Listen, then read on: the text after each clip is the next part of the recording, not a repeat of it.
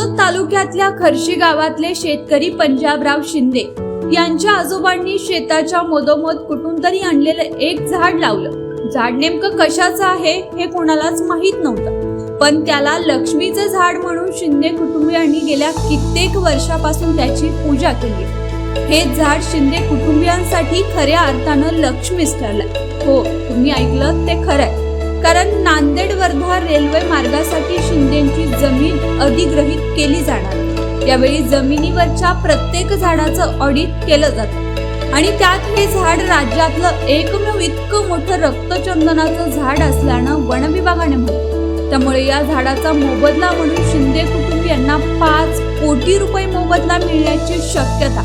त्यामुळे शेतकरी आपल्याच वावरातल्या एका झाडामुळे करोडपती झाला। त्यामुळे या झाडाची सर्वत्र चर्चा होतीये।